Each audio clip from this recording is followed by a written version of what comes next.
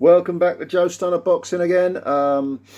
You often hear people say, you know, these undefeated, protected fighters, why don't they fight each other earlier on in their careers? You know, what's in a loss? And I'm someone that says that as well. I don't really care about early losses. I think they're learning curves for most fighters, or they can be. You can turn a good into a bad by learning from it. And we had on this Liam Smith card from Liverpool, we had two undefeated fighters facing each other. One had an 8-0 record. His name's DIEGO Costa. 8-0 with 5 KOs, no draws, no defeats. He originally hails from Brazil, but he also lived in Spain and he ended up in Britain. Like I say, so far he's got an 8-0 card and an 8-0 record, but he's 36 years old, so getting up there in age, isn't he? Light heavyweight, by the way. Orthodox fighter. And he was in against another foreigner, a guy called MUSA Moyo, who also fights out of England, but I think he's from Zimbabwe, I want to say. I think it's Zimbabwe. I know he fights out of Leicestershire. Anyway, he came in with a 4-0, it's 4-0 record. No KOs. So one guy, Costa, has got an 8-0 record with 5 KOs. MUSA Moyo has got a 4-0 record with no KOs. You would expect the guy with the power to come looking for the guy without the power, and the guy without the power, or supposedly without the power, to jab and move and use some skills. Especially as Moyo came in with a spare tire around his middle. This was at super middleweight, and Costa, I think, has fought before at light heavyweight. But it looked to me like MUSA Moyo, he could make middleweight, if not light middleweight. He had a lot of, like a big tire of kind of almost flab around his middle. But he did have good skills. There was no one on his record. No one at all on his record. Just a few journeymen. I think he'd beaten Lewis van Poach. He'd beaten Elvis Dubé. So he was coming up to fight another undefeated guy. This was a jump up for him. Whereas DIEGO Costa, who looked to me for all intents and purposes to be the much bigger man, this was his second undefeated opponent in three fights, because back in 2019, which I know is quite a long time ago now, 3 years ago, he fought Boris Crichton, who was undefeated. He was 6-0 at the time, and Costa stopped him in 4 rounds. So you would think the power and the quality of the opposition goes to Costa. He's a banger. He's supposedly a banger. He's going to come out and he's going to put it on MUSA Moyo. But it didn't work out like that, because Moyo was the one. First of all, he came out southpaw. I think he's an orthodox fighter. He came out southpaw, then switched kind of late in the first round to sort of try and confuse Costa. I thought he pinched the first round. He was a lot busier. He was the one going towards Costa, not the other way around. And that's not to say that he didn't have some slick skills. He did, but he was very busy. He was very much a front foot fighter. And Costa looked to me a little bit taken by surprise. He was trying to use he was a taller man, longer range, trying to use his attributes, but pretty much being forced to box on the back foot. And I think in the second round, things sort of, not like Costa was getting hurt, but they went from bad to worse because he picked up a nick over one of his eyes. And again, MUSA Moyo was being really, really proactive, really, letting the punches go. And there were a couple of flush punches landed, and even the guy hasn't got a KO on his record. It doesn't matter if you land flush, you know you're going to get the guy's attention. Costa himself landed a couple of sharp punches, pretty full-blooded, and Moyo didn't go anywhere. So this was shaping up after 2 rounds to be a nice little fight.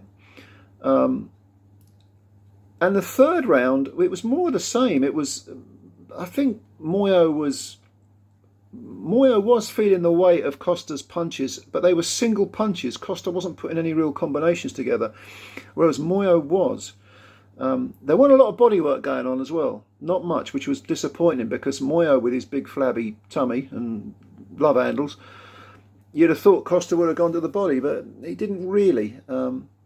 And I just get the feeling that Moyo kind of conned Costa to a large extent out of this fight, because he made him sort of, he sort of fell between two stools, in the sense that he was, for one minute he was trying to do the long range thing, which is what his physical attributes would suggest. And on other occasions, he was trying to get up close and fight with, not put it on Moyo, but fight with him.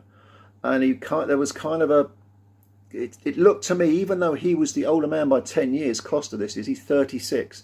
Moyo looked at 26, looked to have a lot more sort of savvy about him, a lot more tricks, mental tricks, a lot more,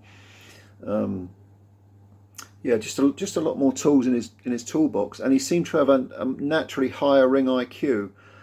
It's not to say that Costa was doing anything wrong, and certainly when he landed punches, especially at the end of the 4th round where he did sting Moyo, and Moyo admitted it between rounds. Costa wasn't doing anything wrong, but those successes were not persistent, and there weren't enough of them, and this was only a 6-round fight. So 5th round, I thought Moyo came back, but again towards the end of the round, little pockets of success for Costa. Couldn't really capitalise on those little bits of success though. Moyo was still outworking him. 6th round, you see, these were competitive rounds, but I gave most of them to Moyo. And at the end of the fight, only a 6-round fight, I was wishing it was an 8-rounder because it would have got really interesting. But I had Moyo ahead, what was it now, 58-56, so 4 rounds to 2. And that's what the referee was the sole arbiter. He had it 58-56 as well. I actually, I agree with that scorecard. I know he's 36, but there aren't many miles on Costa's clock, and he should use this defeat as a learning curve. He needs to go away. He just needs to fight regularly.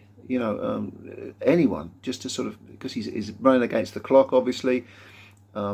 He just needs to get more experience under the lights. Maybe get a bit of confidence back now that he's had his unbeaten record taken off a guy who was a smaller man but far slicker. Moyo at 26 has far more time. He's now proved that he isn't just fighting, journeyman with, a couple of wins and 30 defeats or whatever it was. I mean, Lewis Van Potch has got, was it 9 wins and 130 defeats or something, handful of draws or whatever it is.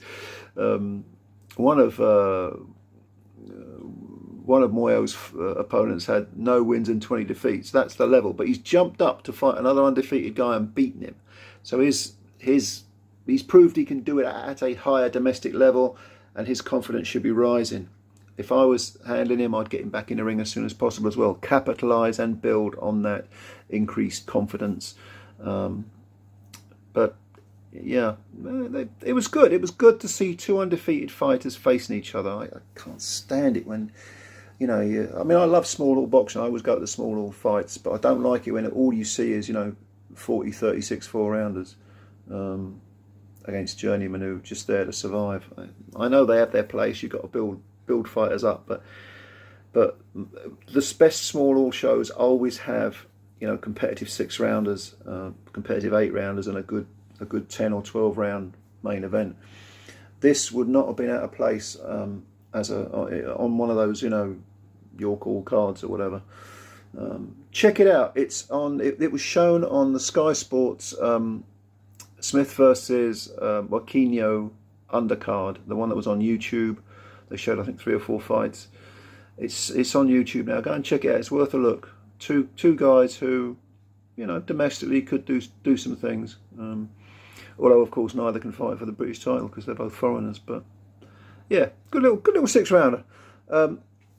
Leave your comments below if you've got any. Thank you as always for watching, and if you're new, subscribe. If you like the video, hit the like button. Thanks for your time. We'll speak again soon. Meanwhile, enjoy the rest of your weekend and take care. Bye for now.